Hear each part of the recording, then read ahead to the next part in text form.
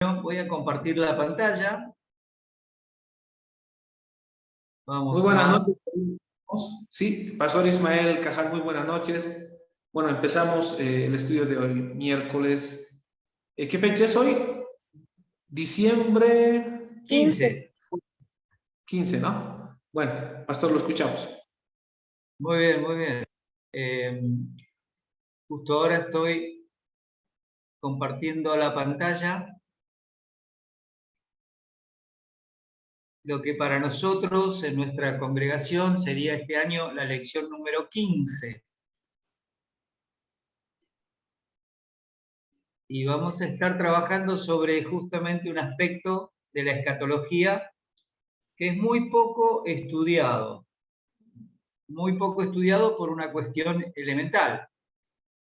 Cuando las personas creen que la Iglesia reemplazó a Israel, y esto ha sucedido en el catolicismo obviamente, entonces la gente ya no estudia las diferencias y la razón por la cual Dios le dice al Señor Jesucristo que es sacerdote para siempre según el orden de Melquisedec.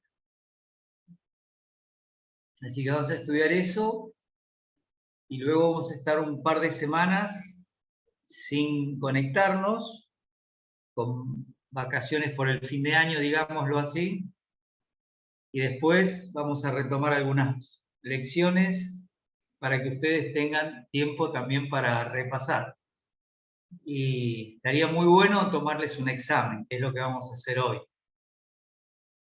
Bueno, no se asusten tanto. Lo que queremos ver es estos dos sacerdocios, pero básicamente nos interesa por qué llega a haber un sacerdocio y por qué en algunas religiones a los líderes se les puede decir sacerdotes, ¿sí? Y bueno, vamos a ver un poco la cronología bíblica. ¿Qué pasaba antes que aparezca la ley mosaica? ¿Cómo era el sacerdocio? Vamos a ver el de Aarón, que es fundamentalmente el primero instituido para el pueblo de Israel. Y dos sacerdotes en ese grupo que son importantes, Sadoc y Abiatar, porque esos nos van a mostrar por qué razón el profeta Ezequiel habla del sacerdocio de Sadoc y no del de Abiatar, que no permaneció fiel a David.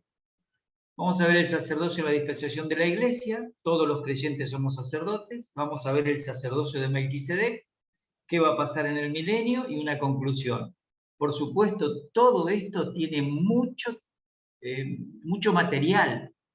Esto nos podría llevar tranquilamente 2 meses de estudio sin aburrirnos, pero de verdad que ha sido tan descuidado que justamente por eso se hacen tantas confusiones en las enseñanzas.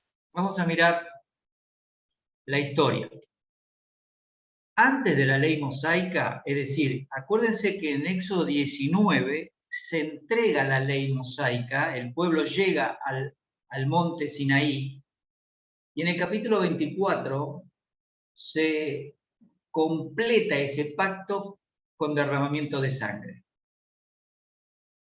Pero antes de ese tiempo, eran los padres de familia quienes eran los sacerdotes. Vamos a mirar algunos ejemplos. Por ejemplo, en Génesis 7 vamos a tener la historia de Noé, oficiando en lugar de la familia. En el capítulo 12 de Génesis vamos a ver a Abraham, oficiando en lugar de su familia. En el capítulo 22 vamos a ver cómo Abraham ofrece a Isaac como sacrificio.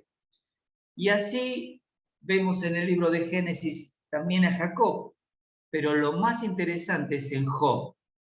En Job, capítulo 1, se nos dice que cuando los hijos de Job se juntaban a festejar el cumpleaños de alguno de ellos, o hacían una fiesta entre ellos, Job al otro día se levantaba y ofrecía un sacrificio por sus hijos, y él decía, por si quizá mis hijos, cuando estaban tomando alegres con la bebida, blasfemaron a Dios. Ese era el sistema que arranca con Adán, que es enseñado a Caín y Abel, pero esto es antes de que llegue la ley mosaica. Así que del capítulo 3 de Génesis al 19 de Éxodo, esto era la forma en que se debía hacer. ¿Está bien?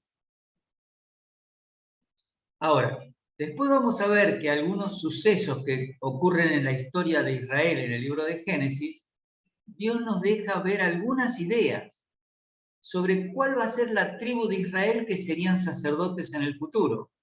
Y esto es mucho antes que Dios les dé la tierra prometida a Abraham, que no se las dio totalmente, sino solo en parte. Recuerden que en Josué 1 se les dice que el lugar que pise la planta de vuestros pies es el que Dios le iba a dar. Pero ellos no tomaron toda la tierra prometida en Génesis 15 a Abraham. En Génesis 34 empieza esta historia que les quiero contar. Dina era la hija mujer que tenía Jacob. Y ella sale a conocer cómo se divertían las hijas de los pueblos que estaban alrededor. Y en Siquem había un príncipe llamado Amor, o Hamor porque va con H. Cuando él la ve, la toma, la viola, y entonces los hermanos de Jacob se enojan. La historia dice que igualmente quedó enamorado este muchacho Amor, que era el príncipe, que quería que fuera su esposa, y entonces propone pagarle una dote por Dina. Pero los hermanos de Dina, Simeón y Leví, se niegan y dicen no, porque solamente alguien que esté circuncidado, como nosotros, los varones, puede casarse con una de nuestras mujeres. Y el muchacho este estaba tan enamorado, convence a toda la tribu de él y deciden circuncidarse. Cuenta la historia en Génesis 34 que al tercer día, que era el día de mayor dolor, donde menos actividades podían hacer esos hombres circuncidados, van con sus grupos de sus familias y destruyen a todos los hombres, matan animales y se llevan todas las riquezas. Jacob, cuando se entera de eso, se asusta y dice, no, ahora se van a juntar muchas naciones vecinas, muchos pueblos, porque eran tribus nómades, y me van a destruir toda mi familia. Entonces sube nuevamente a Betel, templo que había edificado su padre, y ahí ofrece sacrificio. Y Dios le dice, quédate tranquilo, que te voy a cuidar. Ahí empieza la primera evidencia de algo que Dios va a hacer. Después dice Génesis 29, es 49, 5 al 7. En esos dos versículos de Génesis 49, Jacob está por morir. Ellos están en Egipto. Y entonces presenta en forma profética lo que va a suceder en el futuro con sus 12 hijos. Y ahí les dice que Simeón y Leví tenían armas de iniquidad y no entre mi alma en su consejo, dice, porque en su furor, por este tema de Génesis 34, fueron capaces de matar personas y animales. Por tanto, dice la profecía, yo los dispersaré en Israel. Y de hecho, Simeón quedó como una tribu hacia el norte y Leví fue distribuido en las 12 tribus cuando se establece el sacerdocio. El otro paso es Éxodo 32, porque está bajando Moisés con Josué del monte, donde recibe las tablas de la ley, y escucha, Josué dice, escucho voz de alarido, como de guerra, dice Josué. Y le dice Moisés, no, eso es de fiesta. ¿Qué había pasado? Balac mandó a llamar a un profeta pagano llamado Balaam, números 22 y 23. resulta que este profeta es llamado y le dice, mira, te voy a dar todos estos dormitorios llenos de oro si vos maldecís a este pueblo, porque está destruyendo a todas las naciones, y yo no quiero que destruya la nueva. Y va este profeta, primero le sale el ángel de Jehová, y cuando habla con el asna, por eso se llama el asna de Balaam, el asna le dice, yo nunca te hice nada malo, siempre me porté bien. Y entonces Dios le permite ver al ángel de Jehová, y ahí se da cuenta de que podría haber muerto, pero el ángel le dice, anda, pero vas a hablar lo que yo te diga. Porque ese ángel de Jehová es una teofanía, una aparición visible de Dios. En este caso es una cristofanía, porque es la aparición visible, pero del Señor Jesucristo preencarnado, antes de su encarnación. Cuando llega, le dice, quiero hacer unos sacrificios y voy a ver qué me responde el Señor. Y bueno, hace un par de sacrificios, Dios le dice que bendiga, y Balac se enoja y le dice, no te voy a dar nada si vos seguís bendiciendo al pueblo, yo te llamé para que los maldigas. Y la historia bíblica lo que nos cuenta es que esa fiesta de Éxodo 32 fue porque Balaam encontró una sola manera que Dios podía destruir a Israel. Y era si ellos se unían a mujeres paganas y participaban de cultos idolátricos y de las fiestas que se hacían en honor a esos dioses, que incluía sexo. Así que cuando llega Josué y Moisés y ven eso, se dan cuenta que eso que estaban haciendo era ese culto pagano. Si ustedes miran el libro de 1 Corintios, capítulo 10, ahí van a ver que dice que se levantó el pueblo a comer y a jugar, pero en Éxodo se nos dice que dentro de esos juegos estaba la fornicación. Entonces, ¿qué hace Moisés? Dice, ¿quiénes están de parte de Dios? Y se juntan con él toda su tribu, porque Moisés era de la familia de Leví.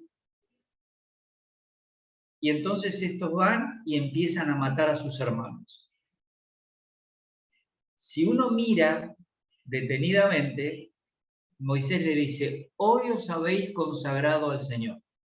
Y en Deuteronomio 33, cuando les da la bendición, les dice el Urim y el Tumim, es decir, lo que iba en el efod, en ese bolsillo con las 12 piedras de Israel que tenía el sacerdote, ahí van a estar esas dos piedrecillas blancas, que se llaman luces y perfecciones, pero que en realidad eran para echar suertes.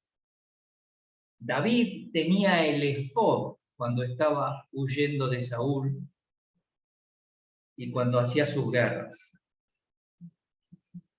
porque estaban justamente estos dos sacerdotes que le hablé antes, Sadoc y Abiatar.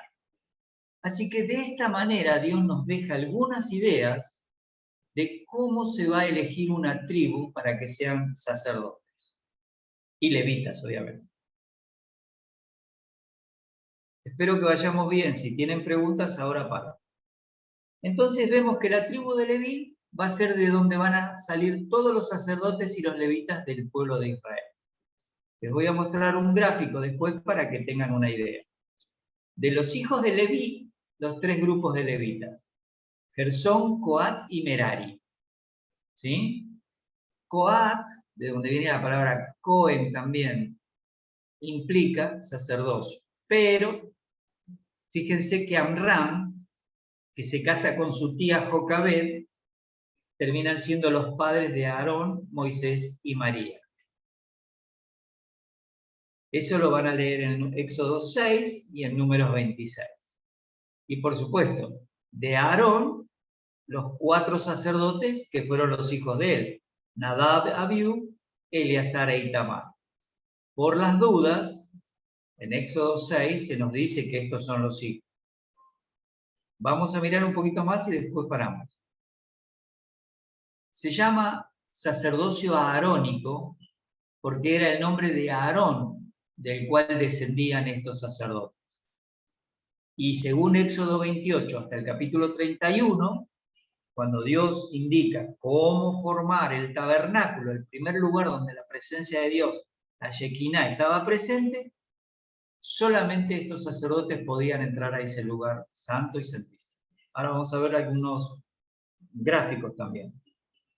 Ahora es interesante que Dios no llama a que suban los 4 hijos de Aarón en Éxodo 24. Solamente nombra a 2 de ellos, Eleazar e Itamar. ¿Por qué? Porque sabemos que Nadab y Abiú, en Levítico capítulo 10, ofrecieron fuego extraño y fueron muertos. Pero en Éxodo 24 todavía no habían ofrecido fuego extraño. Así que no sabemos si era una anticipación de algo que Dios ya sabía que iba a suceder. Eso es para que ustedes puedan tener una idea de cómo se va formando.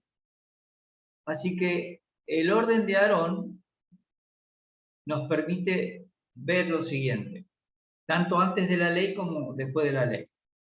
Que el principal objetivo por el cual Dios había colocado el sacerdocio era mostrar que el pecado había destruido el acceso directo a Dios. Ahora se necesitaba un animal que derramara sangre, una persona habilitada para hacer ese sacrificio, que en Génesis 3 fue Dios mismo, pero que a partir de Adán y de Abel y de Caín, lo hacía el padre de familia. Cuando el padre moría, recién el primogénito podía ser responsable de esta actividad sacerdotal.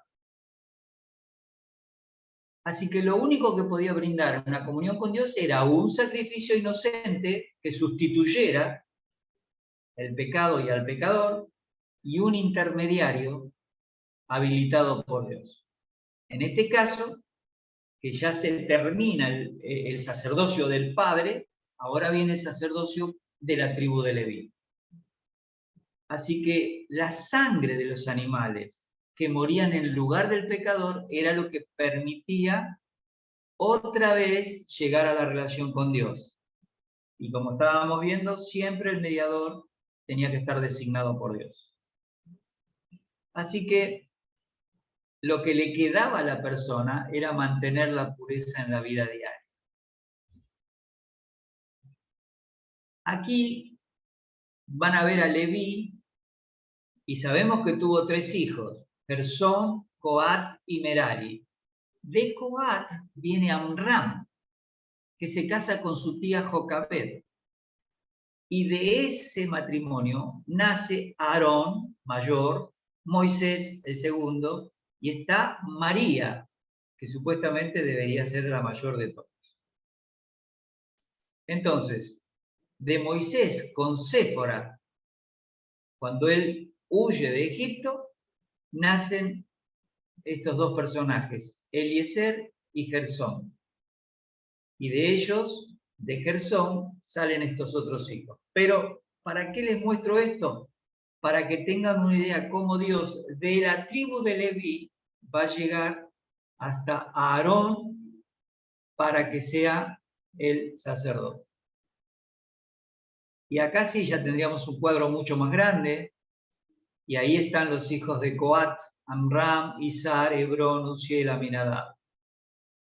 Esto es para que ustedes después tengan tiempo de parar aquí el video o el audio y escuchar un poquitito lo que se les comenta, pero mirar la línea. Y como ustedes ven, debajo de Aarón van a ver a Eleazar, y ahí hay un grupo de personas que son sus hijos. Muy bien. La flechita esta indica a Eleazar, por supuesto, y ya pasamos a ver la historia de 2 sacerdotes. Vamos a parar un segundito y vamos a ver si hay alguna pregunta.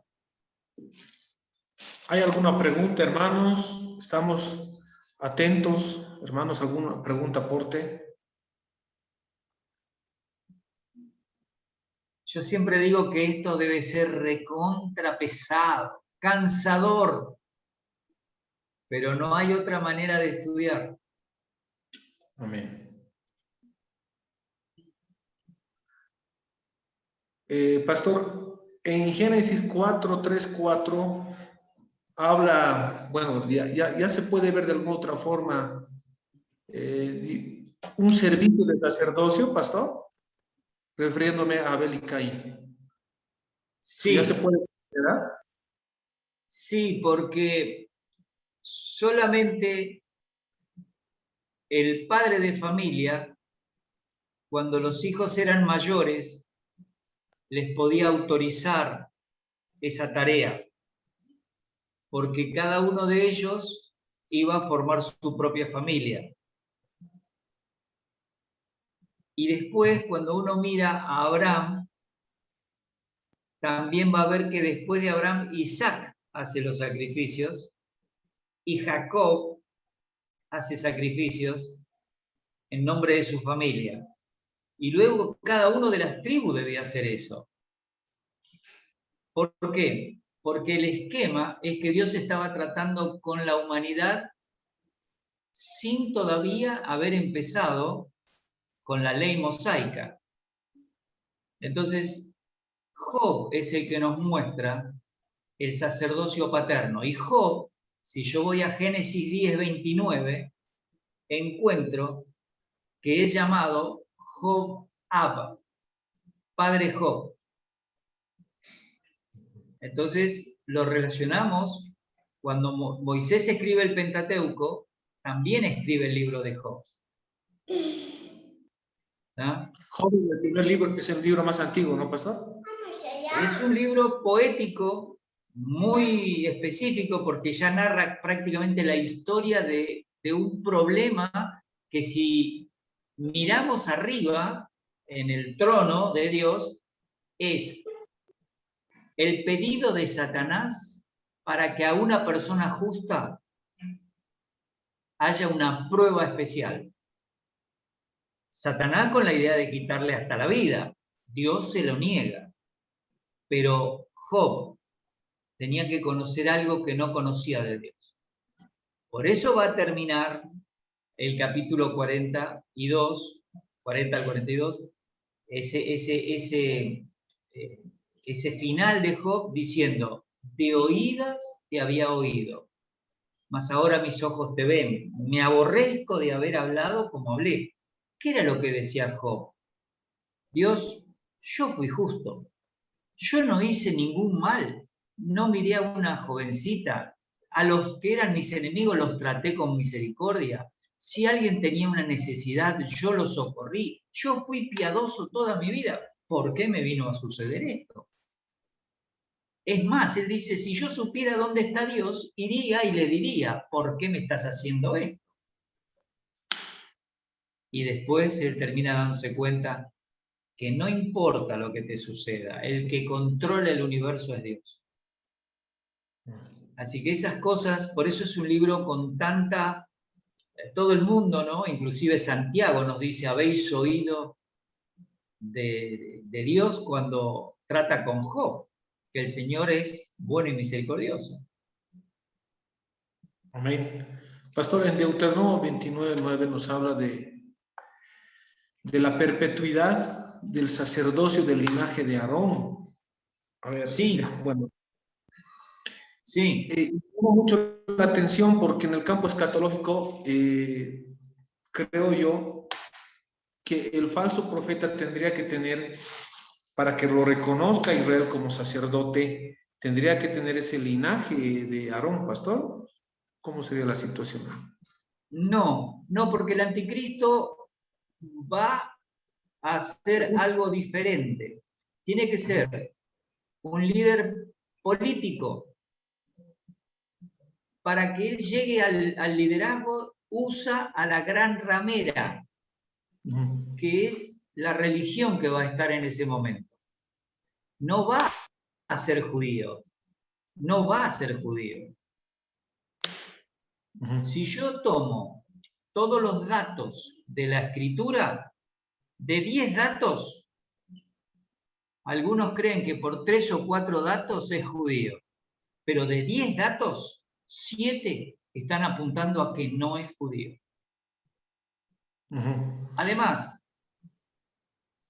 el proceso por el cual se le dice que tiene un sacerdocio perpetuo a Aarón, es porque aún en el milenio existen los sacerdotes del orden de Aarón, pero de la línea de Sadoc. Por eso ahora lo vamos a ver. Y el que oficia en el milenio no es el sacerdote, es el príncipe David. El La pregunta cambio. iba Sí. dirigida al falso profeta, porque si el falso profeta no fuera judío, Israel no lo reconocería como su sacerdote. Entonces Es que digo yo, nunca lo reconocen como sacerdote los judíos. no, no lo van a reconocer al falso profeta como sacerdote. No. Al falso profeta, el falso profeta puede ser judío, pero no el anticristo. Ah, claro, por ahí iba la pregunta. El falso Entonces, profeta podría ser judío, pero el tema es que lo que va a hacer es edificar una estatua para que lo adoren. Y va a hacer hablar a la estatua. Y va a hacer milagros, dice Apocalipsis 13. Y claro. por eso el Señor Jesucristo en Mateo 24 dice, cuando veáis en el lugar santo, en el templo, en el lugar santísimo sería, la abominación desoladora o la imagen de abominación, entonces huyan. Porque está relacionado Mateo 24 con Apocalipsis, con la tribulación, igual que Daniel 9. Pero el anticristo no tiene nada que ver con el pueblo judío, excepto que les va a ofrecer un pacto para que reedifiquen un templo. Claro. Justamente, Pastor, sí. muchos saben que vendría del linaje de David, porque están esperando justamente los judíos eso, que tendría que venir de David. Sí, pero no es el anticristo. El anticristo sale de las naciones gentiles. El mar es representación en los simbolismos de la escritura de las naciones gentiles. Y según capítulo 13 de Apocalipsis sale desde allí. Cuando toman el capítulo 49 de Génesis para decir será Dan serpiente junto al camino, o toman Daniel 8, Daniel 9, cuando dice del Dios de sus padres no hará caso, ni del amor de las mujeres. Ellos lo relacionan con que es judío, pero no tiene que ver. La traducción de Daniel 8 y de Daniel 9 no implica un judío, implica a alguien que ni siquiera le presta atención a los dioses que fueron de sus padres. Claro. Bueno, pastor, en el Antiguo Testamento se cubrían los pecados, no había perdón de pecados, ¿estoy bien? Sí, Porque el día de expiación, cuando empieza el sacerdocio arónico, es por el día de expiación. Antes de la nación de Israel y de la ley mosaica, era por el sacerdocio paterno. Era el padre responsable de interceder por su familia. Bueno, pastor, la última pregunta. Sí. El rey de Salem, el rey de Melquisedec, que era también rey y sacerdote a la vez. Esto es algo muy importante y muy particular, sobre todo en el Antiguo Testamento. Entonces, por favor, pastor. Bueno, ahora lo vamos a ver. Ahora vamos a hacer una introducción a eso para que ustedes puedan ver que ese Melquisedec es organizado por la escritura para que aparezca sin padre, sin madre, sin genealogía, porque es un tipo de Cristo. La palabra tipo, la voy a explicar también, es así como cuando con un anillo los reyes colocaban su sello en una carta y le ponían una especie de cera líquida y se enfriaba después, esa marca que quedaba en esa carta o en ese edicto era el tipo. Y el antitipo era el anillo que el rey tenía en su mano. Cuando vamos a este caso a Melquisedec de Génesis 14, él es un tipo de Cristo. Y el antitipo es la persona de Cristo. Es decir, el antitipo sería el original y el otro sería la huella, el modelo.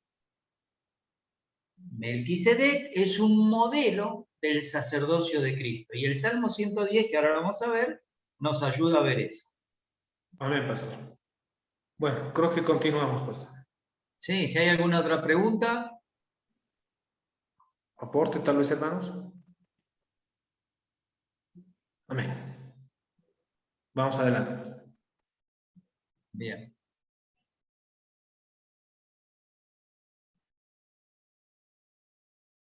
Muy bien. Entonces vamos a ver dos sacerdotes especialmente en la Biblia. Este sacerdote Sadoc era descendiente de Aarón por medio de Eleazar, que era el que yo les marqué con una flechita en el cuadro anterior. Este fue uno de los príncipes que colaboró con David después que Absalón se subleva, ¿se recuerdan? Absalón se subleva, entonces ellos, Sadoc como Eleazar, como Abiatar, van juntos con David, pero David les pide que se quede.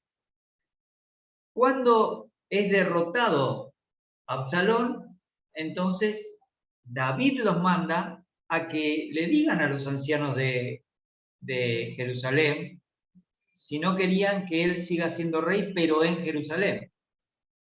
Entonces, mientras huía de Saúl ya eran sacerdotes y eran amigos de David. Sin embargo, cuando va huyendo David, por favor, los dos en Jerusalén y me cuentan todo lo que suceda. Ahora, esto que les decía a ustedes es lo que en 2 Samuel 19 se está explicando, para que lo traigan y justamente eso hacen.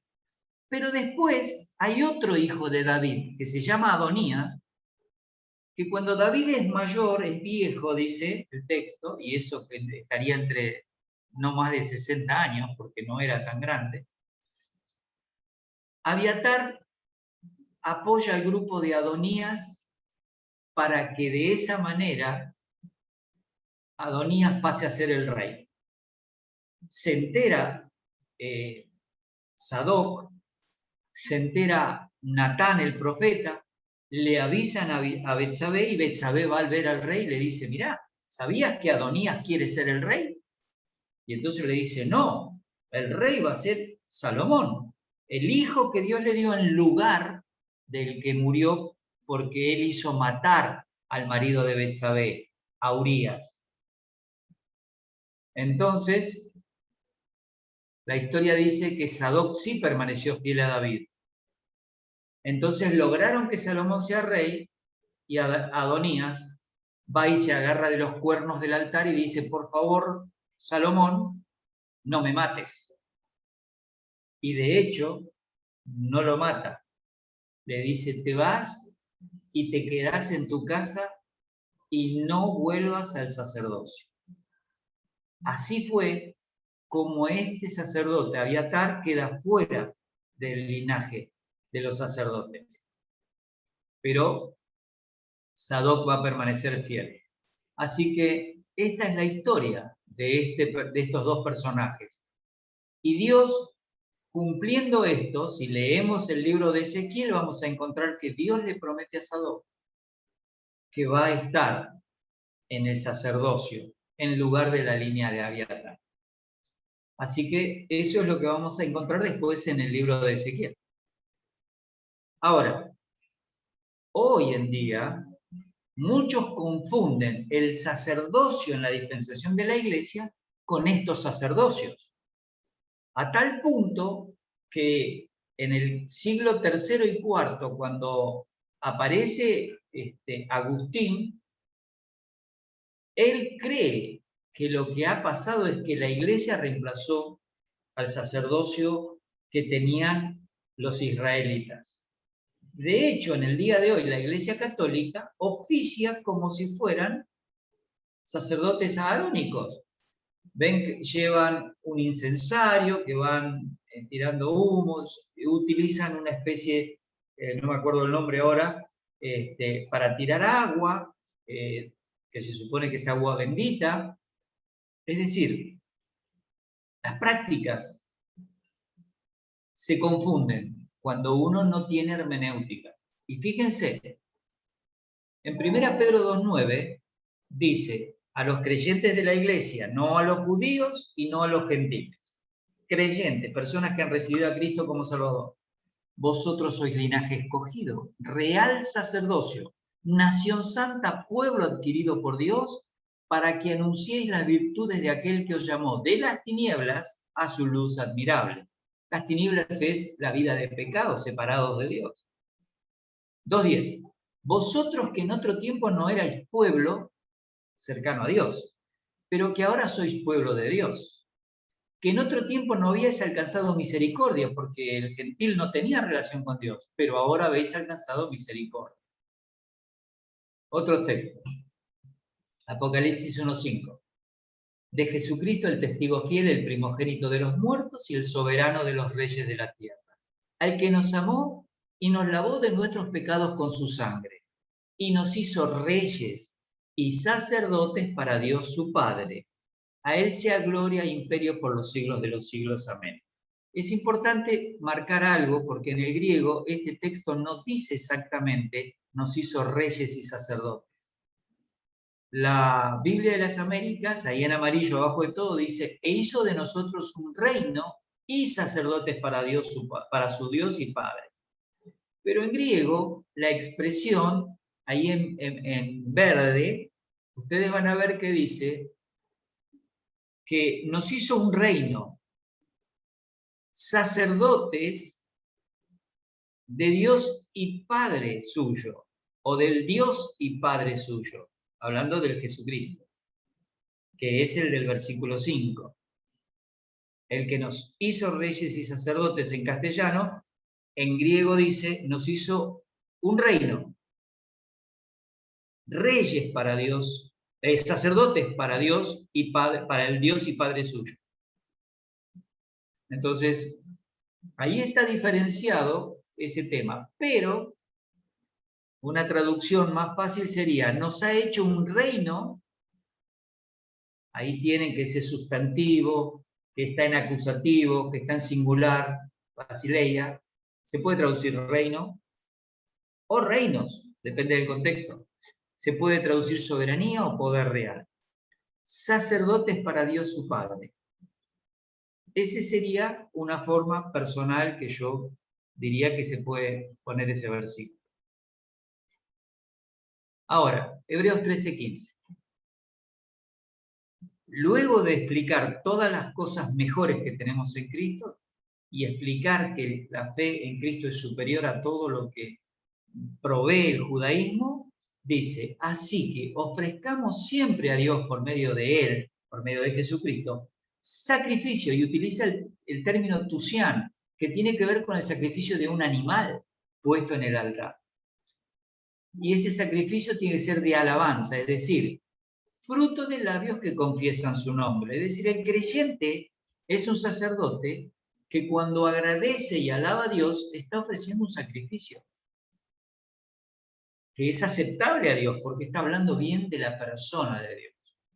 Por eso el término tusián tiene que ver con ese sacrificio que se elevaba hacia Dios, como lo era el holocausto, que la palabra hebrea, jolá, quiere decir lo que asciende.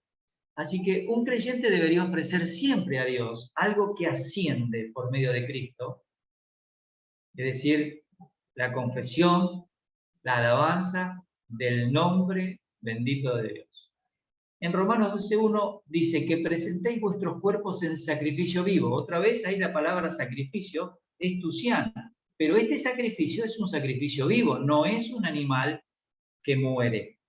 Es una persona viva, que está caminando diariamente, que está trabajando, que está hablando con otros, que está cuidando su familia, que lo que hagas, tiene que ser como ese sacrificio. Separado, santo, apartado para las cosas de Dios. Agradable a Dios. También tenemos Filipenses 4:18. Aquí se habla de una ofrenda que le envía la iglesia de Filipos a Pablo que está preso. Y él les dice, habiendo recibido de Epafrodito lo que enviasteis, olor fragante. Eso tenía que ver con el aceite, el incienso que se ponía en el altar de oro. Sacrificio acepto, Tuciano. Un sacrificio no era acepto si el animal estaba, como dice Malaquías, dañado, tenía alguna deficiencia física. Esta es la idea. Lo mejor de la persona para el Señor. Agradable a Dios. Otra vez el término agradable. 1 Pedro 2:5. Sed edificados como casa espiritual y sacerdocio santo, para ofrecer sacrificios espirituales aceptables a Dios por medio de Jesucristo. Fíjense que hablamos de la alabanza, hablamos de nuestra propia persona en todo lo que hacemos, hablamos de cuando compartimos con un hermano una ofrenda o algo, que en este caso lo habían hecho los filipenses, o sacrificios espirituales aceptables a Dios, que tiene que ver con el andar de la vida del creyente. Eso edifica a un creyente y a los creyentes. Primera Juan nos va a decir también la oración de intercesión por hermanos cuando cometen pecado que no sea de muerte. Vamos a entrar al sacerdocio según el orden de Melquisedec. Así que nosotros lo primero que tenemos que recordar que en Génesis 14 se nos habla de la historia que Moisés deja escrito de Abraham. Moisés no sabría esto de primera mano si Dios no se lo hubiera revelado, no le hubiera abierto las puertas de lo que no conocía para que viera estas historias y las registrara. Y Abraham todavía no se llama Abraham, ahí se llama Abraham. Dios va a cambiar su nombre después de hacer su pacto con él. Abraham va a recuperar a su sobrino Lot. Recuerden que anteriormente acaba de discutir con Lot porque los ganados están creciendo mucho. Y Lot, su sobrino, también tenía muchos criados y mucho ganado. Entonces, Abraham le promete, se compromete a decirle, bueno, mira, Lot, hagamos una cosa para que no peleen las personas que cuidan las ovejas. Si vos te vas a la derecha, yo me voy a la izquierda. Y si vos te vas a la izquierda, yo me voy a la derecha. Y dice que Lot miró la llanura que iba hacia Sodoma y eligió ese lugar. Pero resulta que un grupo de reyes que estaban sujetos a otra coalición de reyes, que estaban con el rey de Sodoma y Gomorra, se rebela. Y este rey que los trae, que se llama Kedorlaomer, va hacia ese lugar y se lleva de Sodoma a Lot cautivo con todos sus bienes. Entonces, Abraham va a recuperar a su sobrino. Y cuando vuelve, después de haber vencido, le sale el rey de Sodoma. Pero también sale otro rey. Y este rey es llamado Melquisedec, rey de justicia. Era rey de Salem, de lo que era Jerusalén. Y era sacerdote. Ahí el término sacerdote, justo antes de la S, es Cohen, de el Dios Altísimo, Elión. Esta es la forma en que se denomina este rey. Y era una persona real, pero está coartada toda relación con cualquier otra persona viviente de esa zona para que sea un tipo de Cristo. Por eso en Hebreos 7 dice, sin padre, sin madre, sin genealogía, que no tiene principio de fin ni fin de días, para que sea semejante al Hijo de Dios. semejante. Así que este sacerdote le ofrece pan y vino. No vamos a hablar del pan y vino ahora, porque en esa época también era una costumbre de hacer un pacto, el hecho de tener comunión comiendo juntos. Lo cual, fíjense ustedes que las familias en una iglesia que se juntan a comer generan una relación más profunda con el tiempo que aquel que solo va a la reunión y después se va a su casa y no mantiene la coinonía con los hermanos. Tema aparte. Y le bendice en nombre, fíjense, del Dios Altísimo. El Dios Altísimo, el creador de los cielos y la tierra. ¿Cómo es que había alguien que tenía esta relación con Dios y que bendice en el nombre de Dios? Porque a pesar de que ya pasó el diluvio, Noé fue quien dejó esa información en la descendencia de Sem, de Cam y de Jafet. Y esos tres, cuando lleguen al capítulo 11 de Génesis, van a encontrar que los idiomas hacen que se dividan.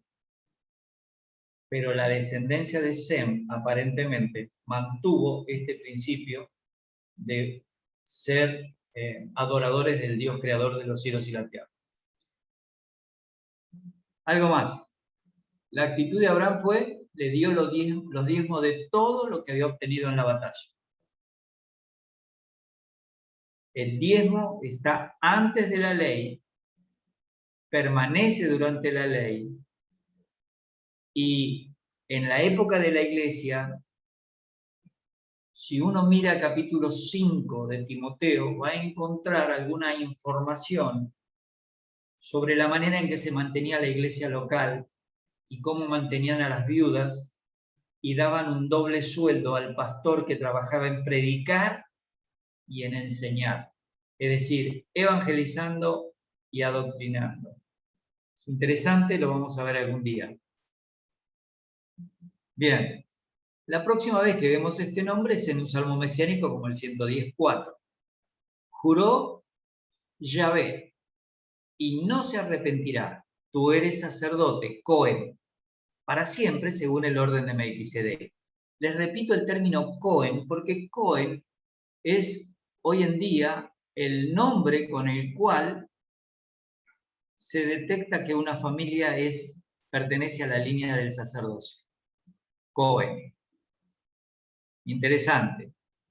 Mucho para estudiar. Hay algunos videos en YouTube que ustedes por allí pueden ver con respecto a estos temas, pero en este momento hay un grupo de lo que se llama el Monte del Templo, en donde ya tienen muchos elementos preparados para edificar en poco tiempo el templo donde va a estar el anticristo. Ellos no lo saben, pero va a estar ahí el anticristo. Y no es el templo de Ezequiel 40 al 48. Cuando el Señor le pregunta acerca del Salmo 110 a los fariseos, miren lo que les dice en Mateo 22. Estando juntos los fariseos, Jesús le preguntó, ¿qué pensáis del Cristo? ¿De quién es hijo? Y le responden fácil, es hijo de David. Él les dijo, ¿y por qué David? En el espíritu, fíjense, este concepto de la inspiración verbal y plenaria. David escribió ese salmo guiado por el Espíritu Santo. Y entonces dice, ¿cómo David en el Espíritu le llama Señor? Diciendo, dijo el Señor a mi Señor, siéntate a mi derecha hasta que ponga a tus enemigos por estrado de tus pies. Si David le llama Señor, ¿cómo es su hijo? Y nadie le podía responder palabra, ni osó alguno desde aquel día preguntarle más. Este conocimiento del Señor Jesucristo nos muestra a nosotros dos personas ahí. El Señor le dice a mi Señor. Y anteriormente dice David en el Espíritu. Este es un texto que nos habla de tres aspectos de la deidad. Padre, Hijo y Espíritu. Pero es quizás Lucas, en Hebreos, donde se desarrollan las características de este tipo de Cristo. Hebreos 5:4. Nadie toma para sí esta honra, sino el que es llamado por Dios como lo fue Aarón. Es decir, nadie puede decir yo soy sacerdote. Solamente si lo llama Dios, como lo llamó a Aarón. Y así tampoco dice Cristo se glorificó a sí mismo haciéndose sumo sacerdote, sino el que le dijo, tú eres mi hijo, yo te he engendrado hoy, y como también dice en otro lugar, tú eres sacerdote para siempre según el orden de Melquisedec. Así que quien determina que Cristo sea del orden de Melquisedec fue el Padre. Ahora, tenemos que ver que este sacerdote que es Cristo tiene que oficiar este ministerio en algún lugar. Así que, en primer lugar, se cambia el pacto mosaico, cosa que vemos en Hebreos 7 al 10, donde dice que ese pacto era imposible. No podía ser perfecto a nadie y había que repetirlo. Y también se morían los sacerdotes y había que cambiarlos. Pero Dios cambia ese pacto mosaico por un nuevo pacto, que es lo de Jeremías 31. Y el Señor en Mateo 26, cuando celebra la Pascua, termina diciendo, bueno, beban de esta copa, que esta copa es el nuevo pacto en mi sangre. O sea, el nuevo pacto, así como el primer pacto tuvo que ser ratificado con la sangre de alguien, de un animal inocente que moría, de la misma manera la sangre del Señor Jesucristo, inocente, ratifica que existe un nuevo pacto. ¿Cuándo se va a aplicar? Eso va a ser cuando termine la tribulación y empiece el milenio. Un bosquejo simple de Hebreos que no tenemos que perder de vista es que la fe o la confianza en Cristo es superior a todo lo que ofrecía la religión judía. ¿Se acuerdan que hablamos de esto con ustedes cuando estudiamos Hebreos y nos quedó una lección inconclusa? Bueno, este es el mismo título y el bosquejo simple es: los salvos, los que hemos confiado en Cristo como Salvador, hemos confiado en una persona superior, en Cristo Jesús. Superior a los profetas, superior a los ángeles, superior a los reyes, superior a Moisés, superior a Josué. Y por supuesto, también el sacerdocio es superior, porque es el del orden de Melquisedec. Y es superior al sacerdocio arónico. Y en tercer lugar, también confiamos en un principio superior, es la fe. Es la fe. Hoy no vemos ningún sacrificio, hoy no vemos la Shekinah en algún lugar como veían los judíos en el sacerdocio de Aarón. Pero por fe andamos, dice Pablo en 2 Corintios 5, no por vista. Así que esto es lo que nosotros creemos. Y ya prácticamente terminando, vamos a pensar de esta manera. El mensaje que Dios guió al escritor de Hebreos es: si pues la perfección fuera por el sacerdocio levítico, el de Aarón, porque bajo él, bajo ese sacerdocio, recibió el pueblo la ley, ¿qué necesidad habría aún de que se levantase otro sacerdote según el orden de Melquisedec y que no fuese llamado según el orden de Aarón? ¿Cuál era la necesidad? Porque si cambia el sacerdocio, también tiene que cambiar la ley. Y eso es lo que vamos a ver en Levítico. Es decir, ya que el sacerdocio arónico era imperfecto y sus sacrificios eran una sombra de un aspecto de lo celestial, entonces hay que cambiar este orden y colocar el orden que Dios anunció, que es el de Melquisedec. Conclusiones. Quien instituye el sacerdocio es Dios. Y es una ilustración de lo que el pecado hizo con la humanidad, que tenía acceso a la persona de Dios y ahora ya no lo puede tener. Esto es lo que todavía hace el catolicismo y lo que hacen muchos grupos. Inclusive, tengo que decirlo, algunos pastores que creen que son los intermediarios entre el pueblo que está en la congregación y Dios. No, no, les quiero avisar que al revés. El pastor es el siervo, el servidor, el que edifica por una comunión que asume y un compromiso que asume con Dios de servir al pueblo de Dios. Entonces, el sacerdocio, como los ritos que aparecen ahí en el Antiguo Testamento, prefiguraban a ese perfecto sacerdote, a ese perfecto sacrificio, que es el Señor Jesucristo, nuestro Salvador. Para eso está la Biblia con estos datos. Ahora, evidentemente necesitamos estudiar las características del sacerdocio, porque este sacerdocio es eterno, es del orden de Melquisedec, y ese orden de Melquisedec está allí, en Ezequiel 40 al 48. La información de cómo van a ser esos sacrificios, cómo va a ser el ritual, lo vamos a tener que estudiar en este tema del reino milenial.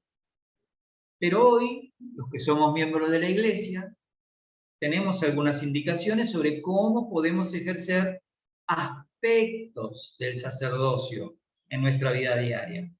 Nosotros intercedemos por nosotros, o sea, hacemos peticiones por nosotros mismos, intercedemos por los hermanos, ya sea que los vemos en fallas, en actitudes pecaminosas, agradecemos por aquellos que empiezan en la obra de Dios a mostrar deseos de servir.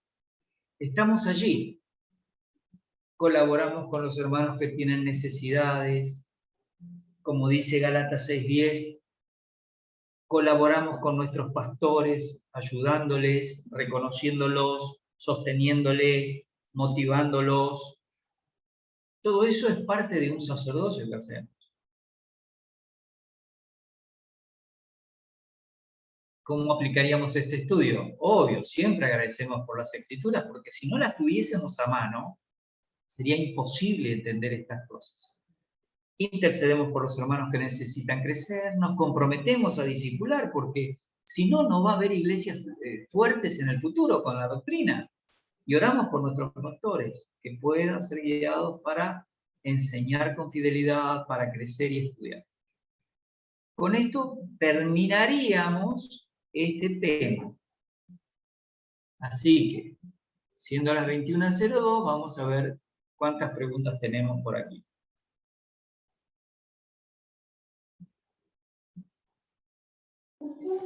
Hermanos, ¿alguna pregunta, aporte? Los escuchamos, hermanos.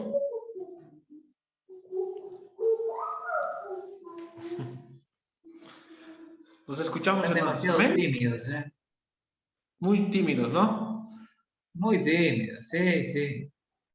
Me ha llegado mucho, pastor, el referente. Sería muy importante algunas cosas puntualizar de Apocalipsis 1:6, que Dios dice, nos constituyó en la traducción Reina Valera, ¿no?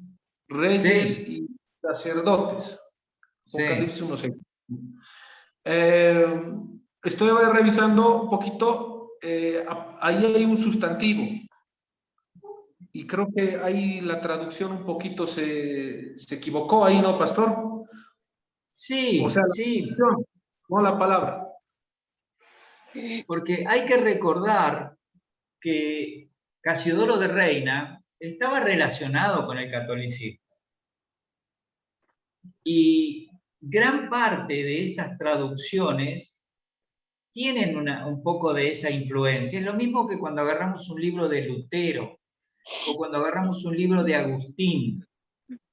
Ya hay una tendencia a meter estos temas y dar por sentado que una palabra queda mejor así que asá.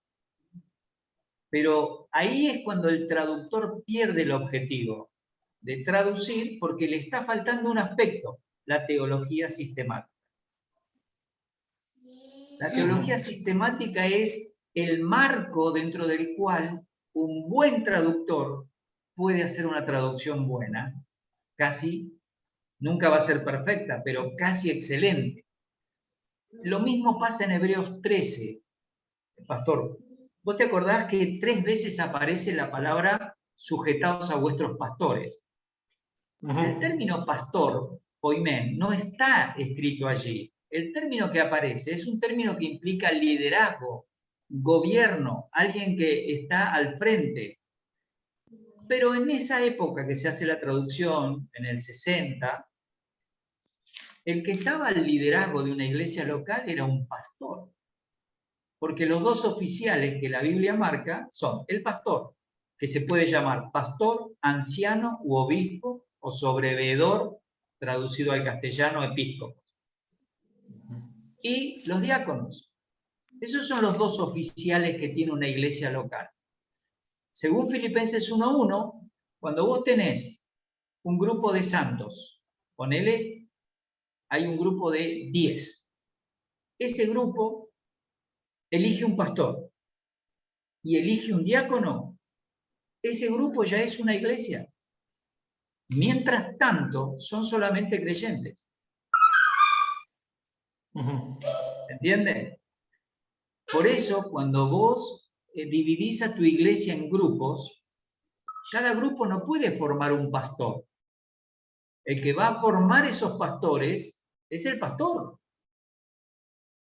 Y les va a ayudar a crecer, porque el día de mañana, Nelson, el Señor te llama a que vayas a trabajar, no sé, a las Islas Canarias. Si te llega a pasar que el Señor te manda para ese lugar, avísame que voy para allá con vos. Las Islas Canarias están muy buenas, ¿eh? Pero si el Señor te lleva, tenés que dejar a algún pastor en esa iglesia local. Porque si no, la iglesia local va a llamar a un pastor de alguna otra iglesia, no lo conocen, no conocen su doctrina, no conocen su testimonio, puede dividir la iglesia y tu mayor preocupación no es solo hacer un buen ministerio cuando estás, es tratar de dejar lo más sólida posible la doctrina para que sepan elegir al que viene. ¿Se entiende? Claro, hay que puntualizar algo. La palabra del Señor es perfecta. Aquí la equivocación es el traductor, hermanos. Amén. Por ejemplo, he ido igual en Jueces 1:19, dice la palabra del Señor, y Yahvé estaba con Judá, quien arrojó a los de las montañas, mas no pudo arrojar, dice. O sea, Dios no puede arrojar.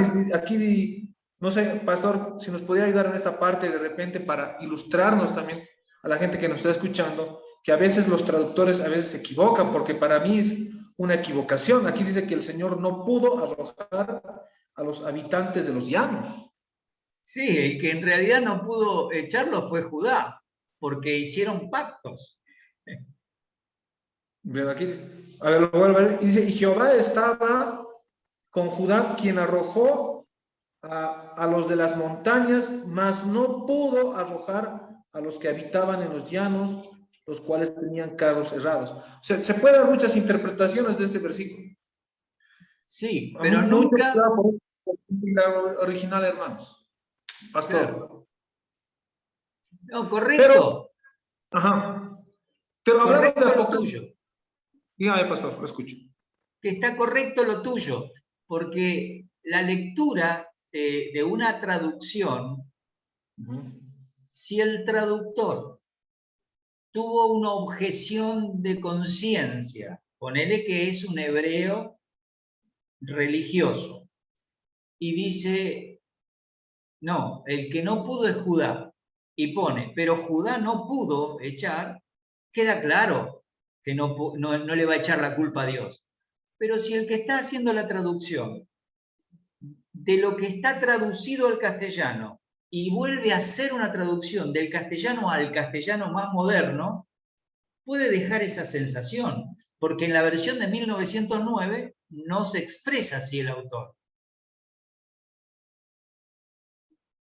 Por eso, bueno, Sí, Y lo preocupante, pastor, es que la validez de la palabra del Señor generalmente está en el que interpreta y no en la palabra misma. Entonces, este es el exacto. problema constante hoy en día. Por eso hay muchos falsos maestros, porque interpretan a su gusto. Por ejemplo, aquí en Bolivia hay una iglesia que se llama Poder de Dios, ¿no? Entonces empiezan a hablar poder de Dios, ¿no? Pero Romanos 1:16 dice, el Evangelio es poder de Dios para salvación. Y ahí el Sí. punto y coma. Entonces, le han aumentado una coma donde no debían. Entonces, creo que esto es bien importante, pastor. Para los pastores que nos están escuchando, no tenemos la intencionalidad de ninguna forma de hacer no nos vean como criticones, no es así, sino más bien que es importante ir al original y aún ir y respetar puntos y comas, pastor, ¿no?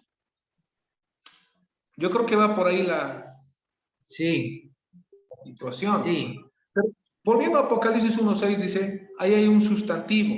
Y sí. para mí la traducción debería ser un reino de sacerdotes o un reino sacerdotal, pastor. ¿Qué le parece? Lo que pasa es que si vos mirás la forma en que está puesto la palabra sacerdote, no es un adjetivo, es sustantivo también. Sustantivo. Entonces, si fuera un reino, eso es un sustantivo en acusativo. Por lo tanto, no está implicando lo que sigue. Y por eso hay una coma en el griego. O sea, la puntuación que le dieron al griego fue una coma. Y por eso la frase que sigue es sacerdote para Dios el Padre suyo, o para Dios el Padre de él. Por eso yo coloqué en griego, porque justamente muchas veces, por supuesto que cuando miramos los otros textos que pusimos, los de Pedro, se ve que somos sacerdotes, ¿sí? Y se nos da la idea esa de que somos como un reino de sacerdotes, pero no está la base en Apocalipsis 1:6. La base está en Pedro. ¿Reino sacerdotal? ¿Está bien, pastor? ¿O no? No, un reino de sacerdotes, compuesto por sacerdotes. Si fuera un reino sacerdotal, ya tendría otra implicación porque ya necesito que sea un adjetivo y no un sustantivo. Pero además tiene la manera de ligar reino y sacerdotes con ¿de qué? ¿Un reino de qué? De sacerdotes, sustantivo. Esa sería Claro. la estructura del griego. Así debería estar traducido en el interlineal. Si tenés el de la cueva por allí en algún momento, fíjate. Pero Bueno, en realidad somos, porque acordate que este es el único caso donde hay un reino o hay sacerdotes donde hombres y mujeres son sacerdotes.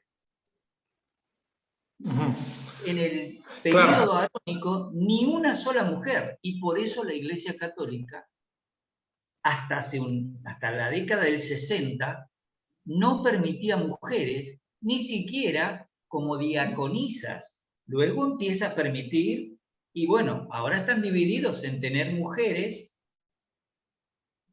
En muchas iglesias aparecen mujeres leyendo la escritura desde el púlpito, y antes era imposible. Es decir, que la modernización va haciendo un cambio. Pero la verdad es que hombres y mujeres en Cristo, por lo que dice Gálatas, en cuanto a salvación, no tenemos diferencia, pero sí la diferencia en la iglesia evangélica es que en el culto público no se le permite a la mujer hablar, ni ejercer dominio. En el culto público. Eso es un lindo tema porque hay muchos libros que dicen, no, porque en realidad Pablo en 1 Corintios lo que está haciendo es atacar la posición de las mujeres que eran sacerdotisas del culto de Diana. No hay que equivocarse. Cuando el Espíritu Santo escribió o guió a escribir, dijo una cosa. Si yo después quiero justificar por la historia, es un tema extra bíblico. Yo la exégesis no la puedo hacer de la historia, la tengo que hacer del texto y comparar todos los versículos. Y por supuesto, hay iglesias que hay hermanas donde Dios les ha dado una capacidad y un conocimiento y esas iglesias funcionan como funcionan. Y no estamos para juzgar, sino para abrir la Biblia y decir, mira, esto es lo que dice. Yo entiendo por lo que dice que en mi congregación o en la congregación donde me han elegido tengo que explicar qué es. Pero en mi congregación no es que la mujer está con un velo. Ese tema de 1 Corintios 11 es un problema de interpretación en la traducción. Si, como han dicho muchos, el texto dice, por causa de los ángeles que las mujeres tengan un velo, la pregunta es, ¿por qué ahí no tradujeron la palabra ángel por mensajero? Porque no son los ángeles santos los que están mirando eso para que la mujer esté callada con un trapo en la cabeza. Lo que en realidad eran mensajeros de la iglesia de Jerusalén, que donde Pablo iba edificando congregaciones, venían hermanos desde Jerusalén para ver cómo era. Por eso dice, como en todas las iglesias de los santos, vuestras mujeres callen en las congregaciones. Capítulo 14. Pero Pastor, en el culto público, nada más. 1:6. Sería importante también, porque a mí me parece que el reflejo de lo que es la iglesia es el reflejo, respetando las partes dispensacionales de la Biblia. El reflejo es Israel. ¿Estoy bien, no, pastor? Entonces, hasta ahí sería interesante, por ejemplo, me llama mucho la atención Éxodo 19:6, que justamente le dice a Israel que serán un reino sacerdotal. Sí. Entonces, muchos escatólogos, muchos teólogos, entre Samuel Pérez Millós, nos va a decir, para entrar en un análisis más profundo de este versículo, nos va a empezar a hablar del reflejo de lo que es la iglesia. Por supuesto que no es para la iglesia, respetando las dispensaciones pertinentes, pues nos va a hablar de un reino sacerdotal, ¿no? Entonces, esto, pastor, de repente lo podemos leer ya para ir terminando. Bueno, ya, aquí está. Sí. Dice, y vosotros me seréis un reino de sacerdotes y gente santa. Estas son las palabras que dirás a los hijos de Israel. Sí. Me parece interesante por lo que estamos hablando ahora, hablando de que, primeramente, no dice en el original reyes y sacerdotes. Segundo, yo he hablado un poco de un reino de sacerdotes o un reino sacerdotal. Y creo que hemos coincidido muchas cosas, pastor, en este sentido.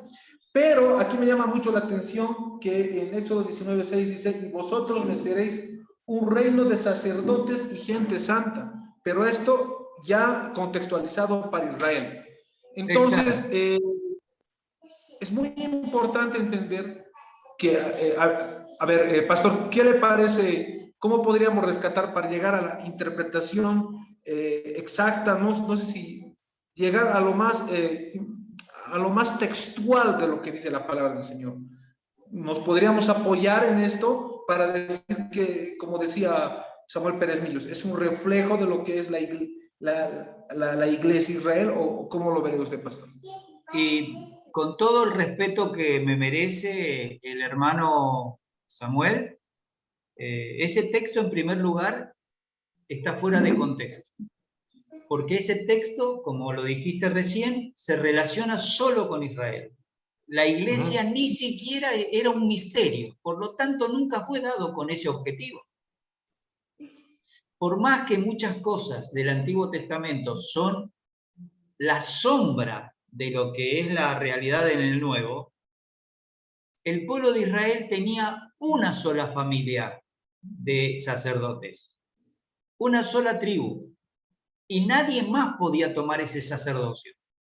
Por lo tanto, la expresión tiene que estar contextualizada al punto de decir, me seréis un reino. ¿A quién le está diciendo? ¿A toda la nación? Bueno, en la demostración no era toda la nación un reino de sacerdotes. Los sacerdotes eran solamente los de Leví. Entonces ya tengo un límite para entender la expresión. De la misma manera, tengo otro límite en Josué cuando le dice que le entregó Dios toda la tierra que les prometió. Pero, ¿cuál es el límite? El límite está en el capítulo 1 de Josué, que le dice, el lugar que pisare la planta de vuestros pies. Entonces, cuando leo todo el contexto, me doy cuenta dónde está el error. El error es creer que cuando se usa una figura de dicción como la sinécdoque, es decir, tomo una parte por el todo, con eso justifico una doctrina y a veces no la puedo justificar porque es una figura de dicción implicando la mirada de Dios sobre toda la nación, pero debajo del sacerdocio arónico. Y si Dios sabía que eso no iba a cumplirse, ¿por qué lo dijo? Porque la mirada de Dios es lo que va a suceder en el milenio también.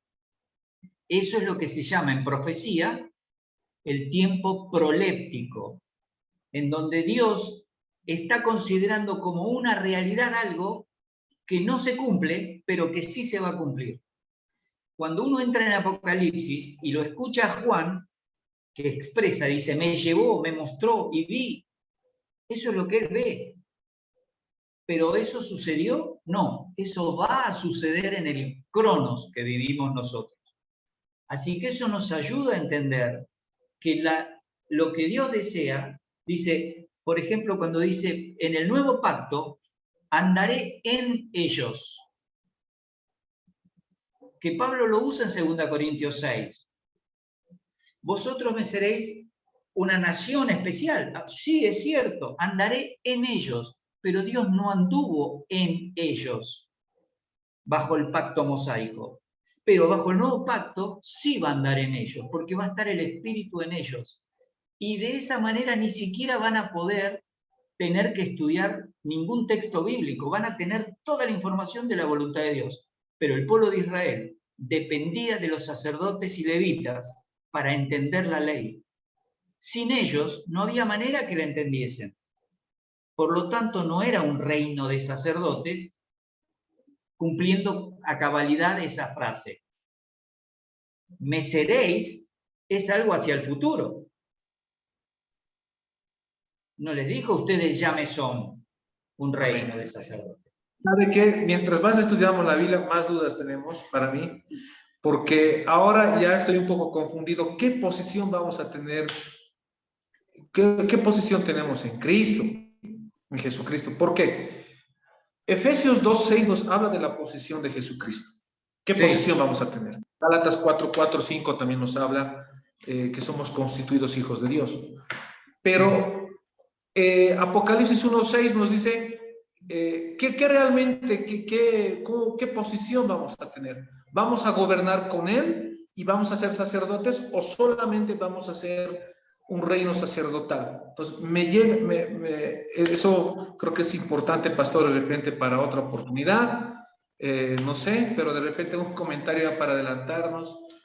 Sí, mirá, es cierto, cada vez que abrimos la Biblia y podemos dialogar, se abre un poco más esa pasión por conocer mejor lo que dice la Escritura. Y nos pasa a todos. En este tema, nosotros vamos a cogobernar con Cristo como las reinas lo hacían en la historia bíblica. El libro de Esther, por ejemplo, ¿sí? O cuando vemos en el caso de Nehemías, ¿no? Que cuando va a pedir al rey, la reina estaba a su lado. Entonces, hay mucha información con respecto a la manera en que la novia de Cristo, que es la iglesia, va a cogobernar. el ser un reino de sacerdotes tiene que ver también con el hecho de lo que hoy hacemos como creyentes. Porque hoy una iglesia local dura 80 años, ponele. Entre que se convierte por ejemplo, ¿cómo era que se llama tu nena? ¿Cómo se llama tu hija? Isaya. Está aquí jugando. Bueno, sí, la escuché. Bueno, ella, hoy que tiene, 2 años, 3 años. Ahora va para 3 años. Bien. Ella, si el Señor no viene antes, probablemente esté 70 u 80 años en las cosas del Señor. ¿Sí? Quizás más, pero por ahí. Durante todo ese tiempo ella hace un ministerio, desde su conversión en adelante, de interceder, de ofrecer sacrificio de alabanza. Ahí está haciendo su sacerdocio, en Cristo, hombres y mujeres. Pero en el culto público, por ejemplo, cambia la funcionalidad de cada uno. Tenemos un pastor, tenemos los diáconos, algunas mujeres haciendo el servicio de diaconisas, pero ¿cuál es la diferencia entre las mujeres y los hombres? Que los hombres son por imposición de manos y las mujeres no. La Biblia explica esa diferencia. Es muy importante lo que dijo pastor, funcionalidad, no superioridad. Exacto. Porque Exacto. está dirigido para las personas que nos hablan que la Biblia es patriarcal. No. Funcionalidad, superioridad. Hermanos, pastor. Y mirá qué coincidente, porque Efesios 5 dice, después de hablar de la llenura del Espíritu en 5:18, te dice, someteos unos a otros en el temor del Señor. ¿Qué quiere decir? Tu esposa te dice, Nelson, no te enojes, no te vayas a dormir enojado, no se ponga el sol sobre tu enojo, no le des lugar al diablo. ¿Y cómo sería Nelson sometiéndose a ella? Dice, tenés razón, te pido perdón, esta discusión fue una tontera. Eso es someterse unos a otros. Tu señora te dice con la Biblia que está algo mal y vos decís, tenés razón. Y viceversa, vos le decís a tu esposa, mira, esto no estuvo bien, y ella dice, tenés razón, esto Dios quiere que sea así. Esas cosas muestran que no hay superioridad. No hay superioridad. Es en el temor del Señor. El que Dios te use un momento a vos, un momento a ella, un momento a vos, un momento a ella. Y tus hijos un día te pueden decir algo de que está mal lo que has hecho. Y reconocerlo requiere esa sumisión mutua, llenura del Espíritu.